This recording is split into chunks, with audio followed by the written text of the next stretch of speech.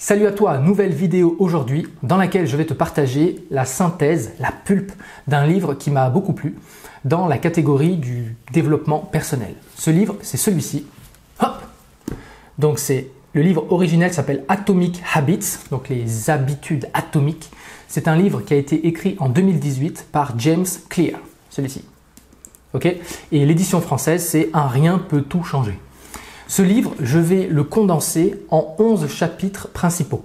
C'est selon moi les choses les plus importantes du livre. Okay, je t'invite à acheter ce livre évidemment si ça t'intéresse, si tu veux aller plus loin, si tu veux creuser plus loin la synthèse de ce qu'on va faire ici. Okay, et sans plus tarder, donc ton intérêt à regarder cette vidéo, c'est que tu vas gagner énormément de temps. C'est un livre qui fait plus de 300 pages, donc si jamais tu es pris par le temps, eh bien prends ce résumé, ce sera déjà énorme.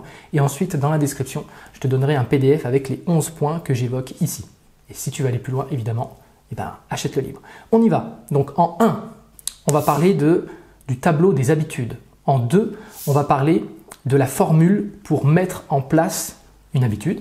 En 3, on va parler de l'environnement, comment tu vas réaménager ton environnement. En 4, on va parler de la culture, donc comment est-ce que ton environnement, on va dire des gens qui gravitent autour de toi, ont une influence sur toi. En 5, on va parler des contraintes. En 6, une fois de plus, l'environnement, mais sous un autre angle. En 7, utiliser un système de suivi d'habitude. Tu verras, je te montrerai. En 8, réduire l'exposition. En 9, augmenter les contraintes. En 10, solliciter un partenaire de responsabilité. Et enfin, en 11, créer un contrat d'habitude. Okay ? Et tout de suite, on va prendre un peu plus de hauteur. Je vais t'expliquer vraiment la pulpe, la moelle de ce livre. En fait, l'idée, elle est très simple, c'est que tu as de bonnes habitudes et tu as de mauvaises habitudes. Le but du jeu pour toi, si tu veux te développer, c'est simplement créer de bonnes habitudes, les maintenir dans le temps, le plus possible, le plus longtemps possible, et éliminer les mauvaises habitudes. Et à minima, les affaiblir, les rendre plus compliqués à avoir. Et en fait, tu vas agir sur ces deux systèmes. Premier système, créer des bonnes habitudes et les maintenir dans le temps. Tu vas essayer de les rendre faciles, tu vas essayer de les rendre attrayantes, tu vas essayer de les rendre satisfaisantes. Et de l'autre côté, tes mauvaises habitudes, tu vas justement leur pourrir un peu la vie.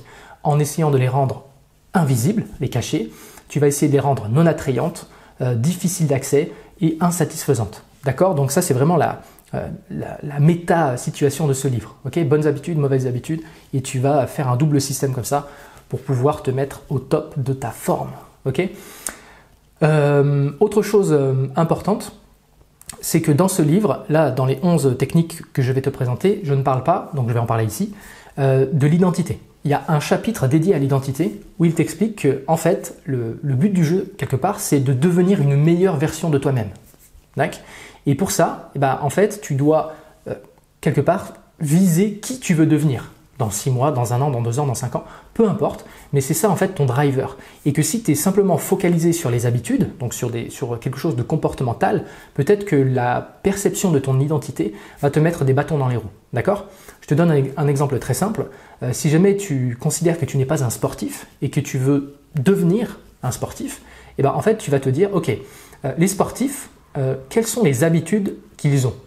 Et donc tu vas te créer des habitudes identitaires. D'accord ? Donc un sportif, par exemple, il va faire, je sais pas, 5 fois du sport par semaine. Ok ? Et bien en fait, c'est ça. C'est ça le début de la création de tes habitudes, mais tu dois le voir comme une habitude identitaire. D'accord ? Si je veux devenir un sportif, ok, quelles sont les habitudes identitaires qu'ont les sportifs ? Si je veux devenir musicien, quelles sont les habitudes identitaires qu'ont les musiciens ? Et ainsi de suite. Ok ? C'est un axe vraiment important dans ce livre, c'est pour ça que je t'en parle. Et on y va, accroche-toi, c'est parti pour le premier chapitre. Le tableau de bord des habitudes. Alors, un des principes fondamentaux, c'est que, en fait, tu es en pilote automatique tout le temps. À 95% du temps, et encore je suis gentil, tu es en pilote automatique. C'est-à-dire que tu ne conscientises pas ce que tu fais, comment tu le fais, à quel moment tu le fais, combien de temps ça te prend. Prenons un exemple très concret. Si jamais tu es atteint de scrolling aigu, c'est-à-dire que tu scrolles sur les réseaux sociaux comme ça, et bien en fait ce comportement, probablement tu n'as même pas conscience de à quel point et quel temps tu passes à scroller sur les réseaux sociaux. Okay ? Donc le premier antidote à ça, c'est la conscientisation, c'est faire monter à ta conscience qu'est-ce que tu fais et à quel moment dans une journée. Donc lui il va faire quelque chose qui est un peu on va dire extrême, mais qui est hyper efficace et que tu retrouves dans d'autres techniques de développement personnel, c'est, en fait, tu vas conscientiser toute ta journée. Et dans la mesure du possible, même moi, je te conseille de le faire même une semaine. Alors, c'est assez fastidieux à mettre en place, mais commence petit, si ça te fait peur, tu le fais juste sur 2 heures ou juste la matinée, et puis ensuite, le lendemain, tu feras l'après-midi, et ainsi de suite. Donc, l'idée, c'est, chaque jour, tu dois savoir qu'est-ce que tu fais, à quel moment, et combien de temps tu y passes. Et donc, tu vas ranger ça dans un tableau de bord dans lequel tu vas mettre des plus, si c'est quelque chose d'une bonne habitude, un moins, si c'est une mauvaise habitude, et un égal, si c'est quelque chose de neutre. Par exemple, quand tu te brosses les dents, tu peux mettre, donc, brosser les dents, et en face, tu mets égal. Si tu mets, faire du sport, à je sais pas quelle heure, 11 heures, tu mets faire du sport, eh bien, cette habitude, tu peux mettre un plus, parce que c'est une bonne habitude. Ensuite, tu te surprends à 11h30 en train de scroller, tu vas mettre 11h30, scrolling, et tu vas mettre un moins, parce que c'est une mauvaise habitude. Et donc, le but du jeu, c'est simplement de conscientiser, c'est l'étape numéro 1, toutes tes habitudes et voir lesquelles sont de bonnes habitudes et lesquelles sont de mauvaises habitudes. Évidemment, en fonction de tes objectifs, ça peut être une bonne habitude ou une mauvaise habitude. D'accord ? Par exemple, si tu es en prise de masse, tu fais de la musculation et tu veux prendre de la masse, et que tu manges du nut, ça peut être quasiment une bonne habitude. Alors en vrai, c'est pas de la bonne nourriture, mais tu vois ce que je veux dire. Alors que si ton objectif c'est de mincir, forcément manger du nut, c'est une très mauvaise habitude. Ok ? Donc c'est le chapitre 1 de la synthèse numéro 1, conscientiser à l'aide d'un tableau de bord des habitudes. Ce qui nous mène à l'astuce numéro 2. Donc c'est la formule pour mettre en place une habitude. Et je vais faire le parallèle avec la PNL.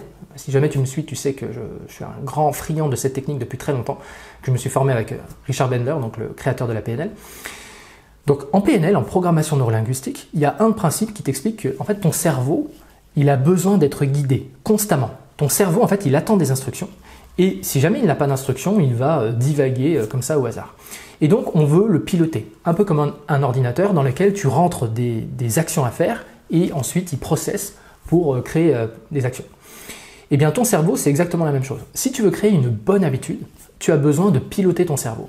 Et pour cela, lui va faire une formule qui est assez simple. Donc, c'est « je vais, comportement, dans, à, moment, dans, lieu ». Ok ? Donc, en fait, ton cerveau, il a besoin au minimum de 3 informations. C'est quoi, où et comment. Ok ? Et donc, tu vas utiliser cette formule « je vais, comportement, à, moment, dans, lieu ». Et donc, c'est ça la base de la création de ton habitude. D'accord ? Par exemple, tu es, chef d'entreprise, tu veux faire de la prospection commerciale, je dis n'importe quoi, eh bien, tu n'en fais pas encore. Tu vas te dire, ok, tous les lundis, à 8 h du matin, dans mon bureau, je vais faire de la prospection commerciale. Je vais prendre mon téléphone et appeler des gens. Ok ? Donc ça, eh bien, c'est le début de ton habitude. Et cette habitude, tu vas la tisser à l'aide de mots et donc ces 3 principes que je viens de t'évoquer.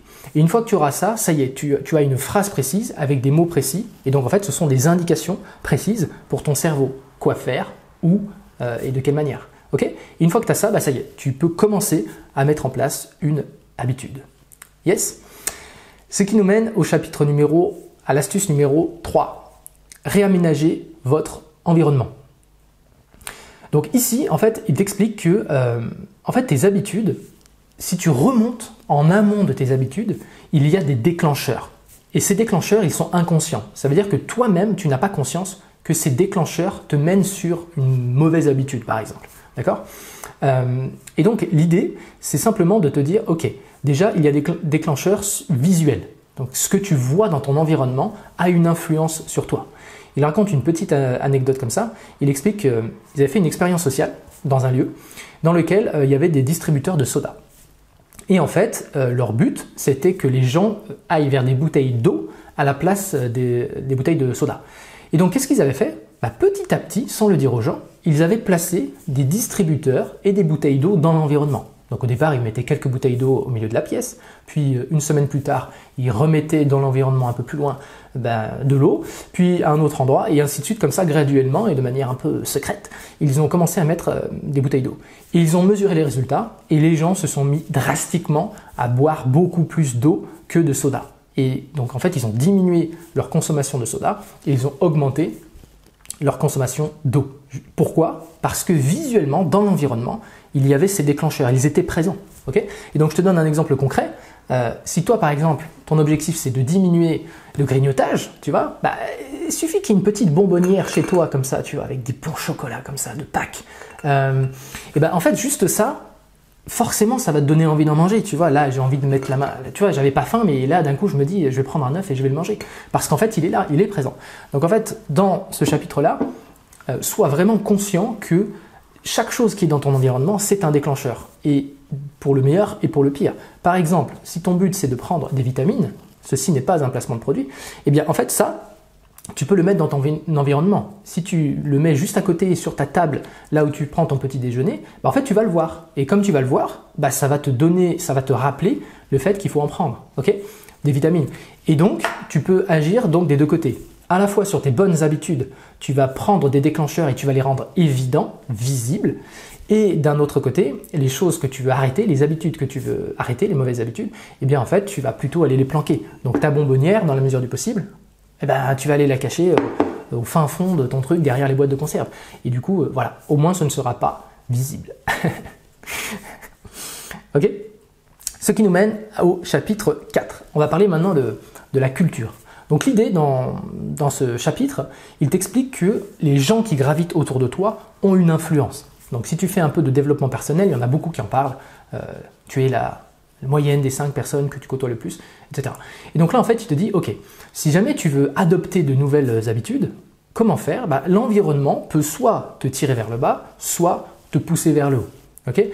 Et je vais te donner un exemple. Une fois j'avais vu un reportage sur les bérets verts, donc c'est les forces spéciales, comment ils les formaient. Et en fait, donc c'est une trentaine de personnes dans le nord de la France, et en gros ils leur font faire des épreuves un peu horribles, et ils les poussent à bout, nerveusement, physiquement, le sommeil, etc. Et donc à un moment donné, une des épreuves les pires de toutes les épreuves, c'est ils les emmènent dans une espèce de cuve géante, et avec de l'eau, et cette cuve, elle fait l'eau fait 8 degrés, tu vois.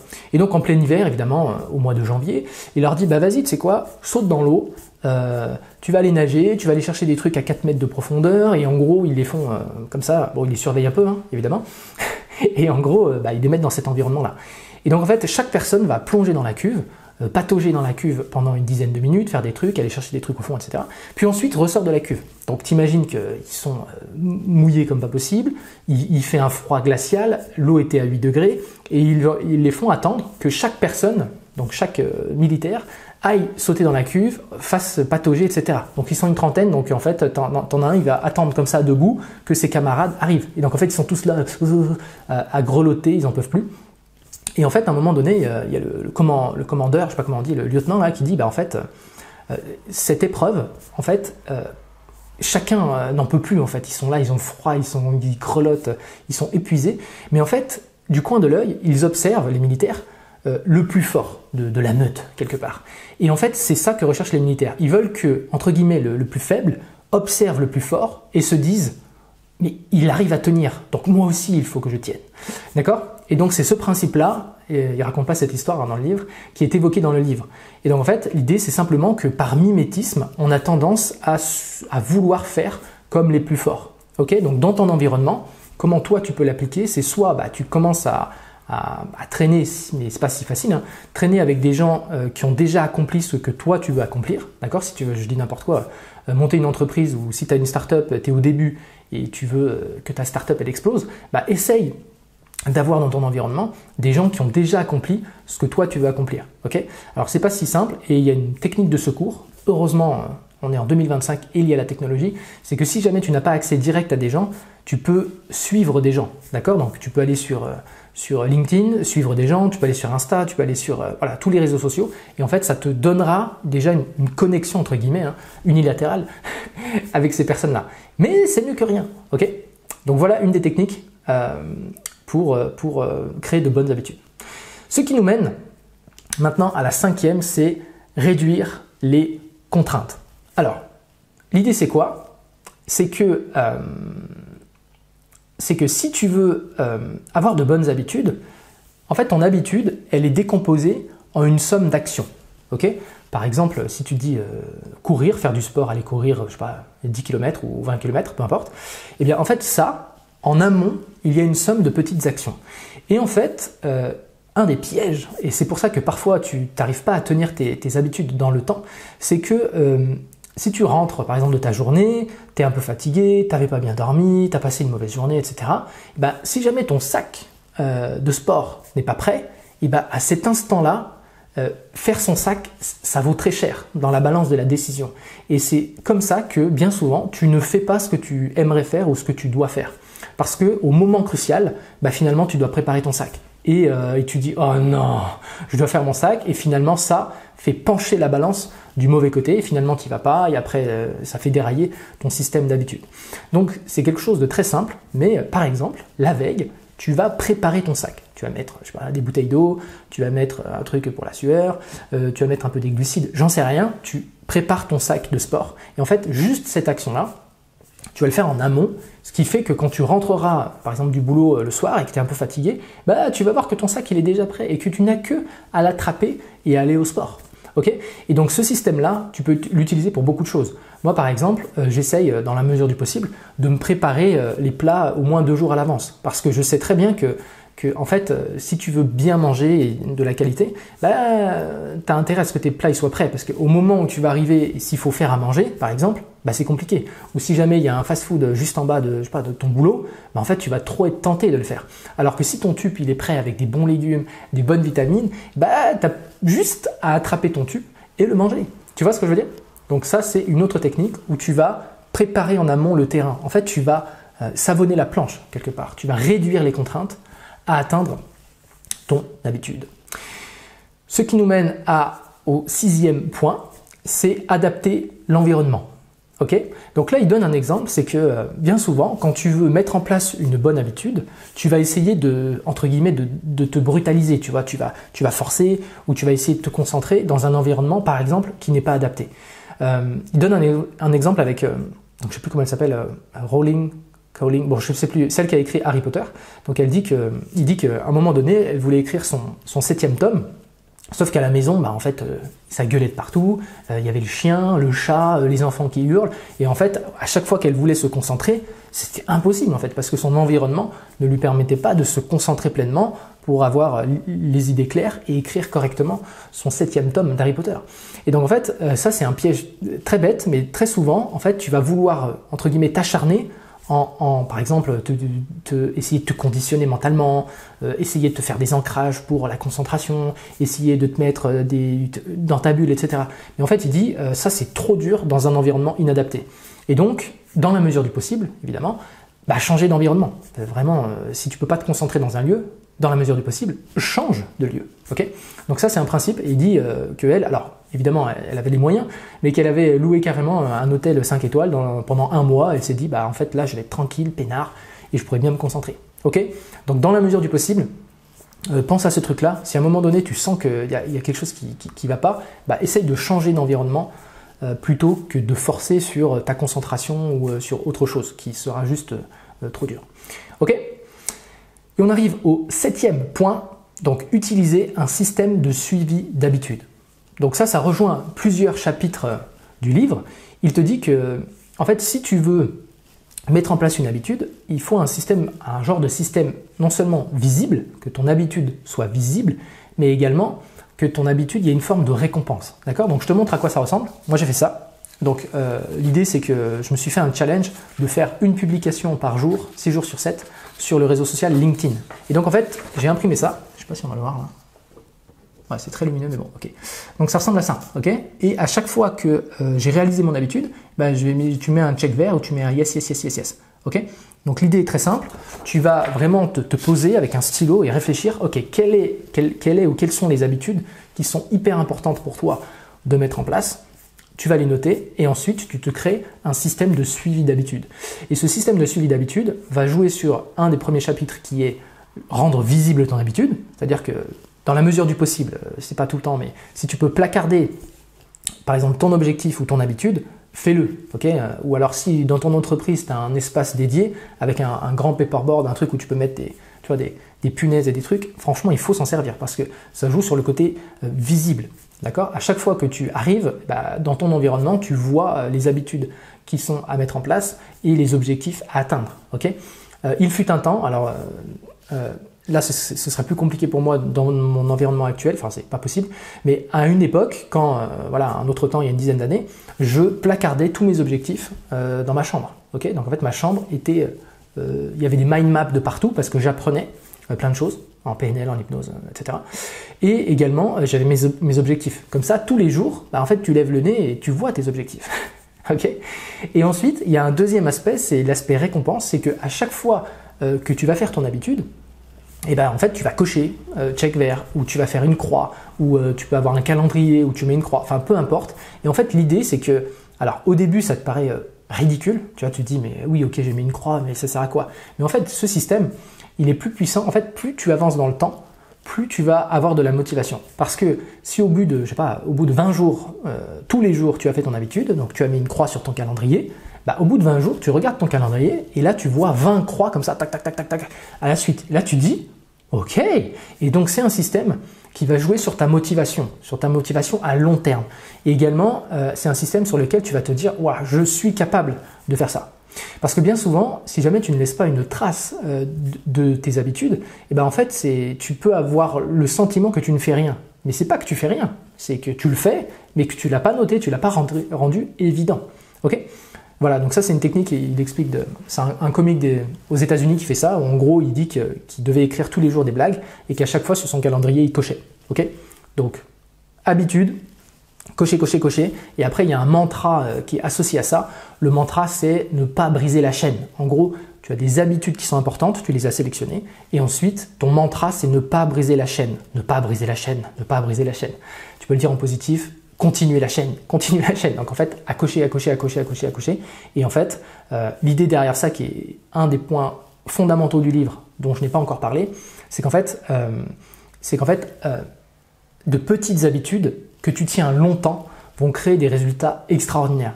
Et c'est ça que beaucoup de gens malheureusement n'ont pas compris, c'est que en fait, des grands changements, ça se fait à l'aide de petits pas et à l'aide d'habitudes que tu vas conserver.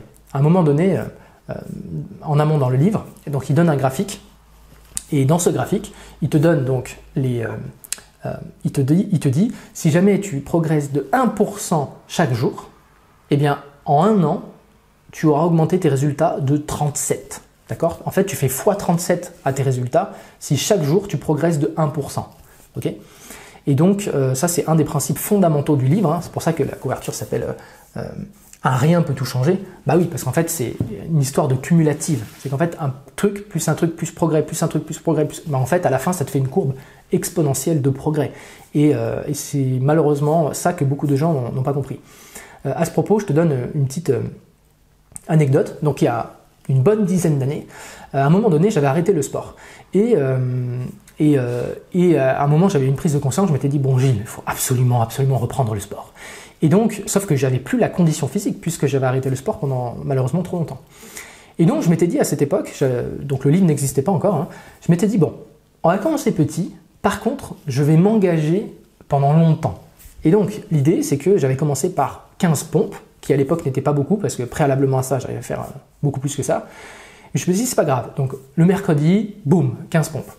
Le mercredi d'après, une semaine après, 16 pompes. Et en fait, quand tu fais ça, au tout début, fais attention, tu vas te dire, mais qu'est-ce que je suis en train de faire? C'est complètement débile. Eh bien non, il faut absolument que tu maintiennes ce truc dans le temps, parce que le plus important, c'est la mise en place de ton habitude. D'accord? Et non pas la performance de ton habitude. Ça, c'est un autre point qu'il évoque, hyper important. Donc, tu fais tes 15 pompes. Semaine d'après, 16 pompes. Semaine d'après, 17 pompes.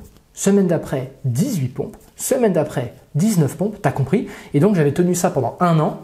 Et il y a 52 semaines, à la fin, à un moment donné, je crois que mon record, c'était quasiment 70 pompes. Ok?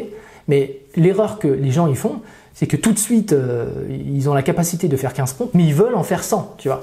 Et donc en fait, ils vont faire le maximum de pompes, ils vont en faire 14, là ils vont s'écrouler par terre, ils vont dire « Oh, je suis nul, je suis pas un sportif ».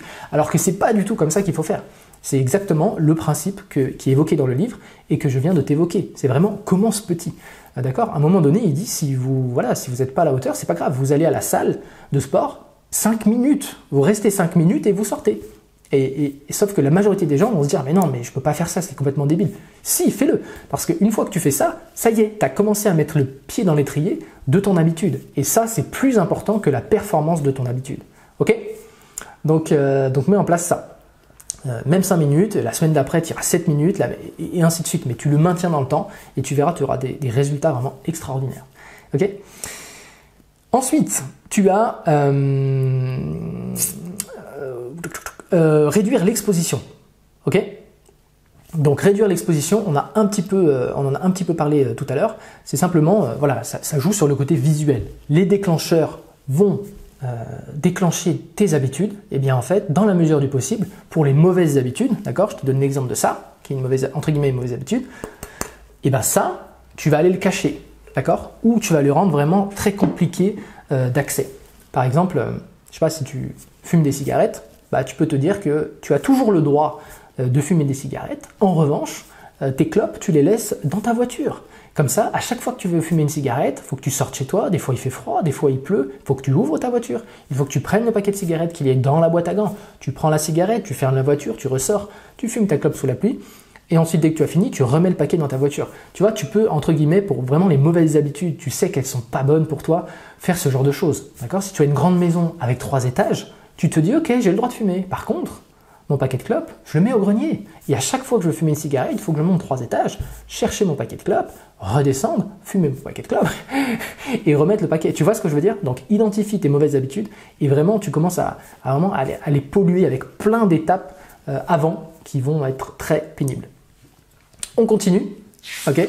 Donc ça, c'était les contraintes. Je me suis un petit peu embrouillé, désolé. Donc ça, c'est augmenter les contraintes.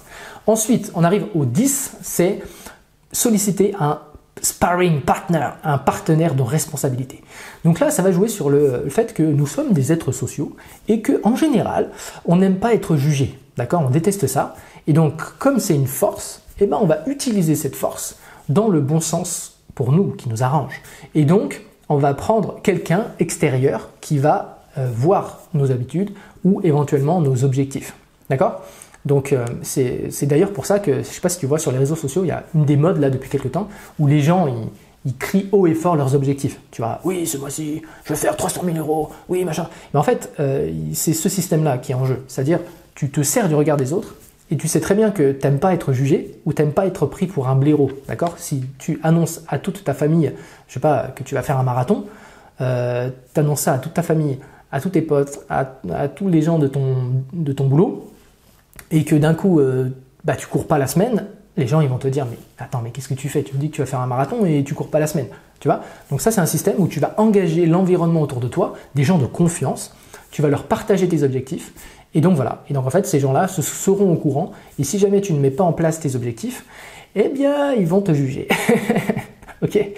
Donc voilà, et on arrive au chapitre 11, donc tu peux aller plus loin dans ce système, et en fait, à l'aide donc de gens de confiance, tu vas carrément créer un contrat. Donc tu peux vraiment pousser le trip assez loin avec carrément un contrat, tu vois, un papier dans lequel tu vas noter tes engagements d'habitude, tu vas noter par exemple tes objectifs, et ensuite tu vas signer le contrat avec la date et tout, vraiment un contrat.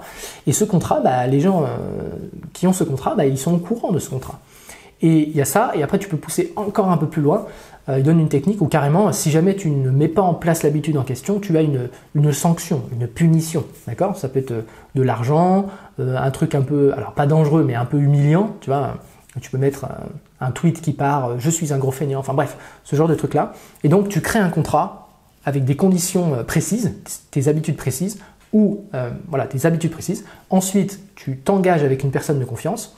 Et ensuite, tu vas signer ce contrat. Et si jamais ce contrat n'est pas respecté, boum, sanction. Et donc là, ça joue à la fois sur le côté engagement, ça joue à la fois sur le côté regard des autres, et ça joue à la fois aussi sur la sanction. Personne n'aime être sanctionné. Ok ? Donc voilà pour ça. Si jamais cette vidéo t'a plu, tu peux mettre un gros like pour le soutien. Tu peux t'abonner à cette chaîne. Si jamais tu veux récupérer les 11 lois, les 11 résumés que je viens te donner, tu vas dans la description. J'essaierai de mettre le document, un PDF bien propre. Ensuite, si jamais tu veux aller plus loin, donc sur voir mes formations, mes ateliers, mes coachings personnels, tu vas dans la description ou alors tu vas sur LinkedIn pour m'ajouter. Voilà, prends soin de toi. Dernier conseil par rapport à tout ça, hyper important, fais-le vraiment de manière graduelle. Souvent, les gens veulent tout changer d'un coup ou viser trop vite. Et en fait, c'est ce qui fait que tout est foutu par terre. C'est pour ça que le titre du livre, je te rappelle, c'est « Micro-action micro-action, méga impact. Donc c'est vraiment l'essence aussi presque philosophique de ce livre. Vraiment, c'est petit à petit. Par contre, engage-toi sur la fréquence, engage-toi sur l'amélioration, sur l'incrémentation, et maintiens ça dans le temps et tu verras, vraiment, tu auras des résultats mais de fou furieux. Moi, ce livre, il m'a beaucoup parlé parce que j'avais commencé comme ça en fait. Il y a assez longtemps, j'ai commencé le développement personnel et je savais que je suis quelqu'un qui me met énormément la pression. Donc en fait, j'avais temporisé ça avec vraiment des petits changements et des habitudes et des routines et des rituels. Et en fait, quand tu cumules tout ça vraiment et que tu te retournes et que tu vois le chemin que tu as accompli, c'est vraiment un truc de dingue, quoi. Et vraiment avec la sensation que ça va, ça pique pas, quoi. Alors que quand tu mets la barre trop vite ou les performances trop hautes, en fait, c'est là où ça va piquer et tu peux sombrer dans le côté ouais, je suis une merde, j'y arriverai jamais. Alors que non, pas du tout. Il faut juste viser petit et maintenir le truc. Prends soin de toi, applique tout ça, d'accord, pas à pas. Tu prends une des astuces, tu l'appliques, tu revois cette vidéo, tu prends une astuce, tu l'appliques et ainsi de suite. Et tu verras. Ciao!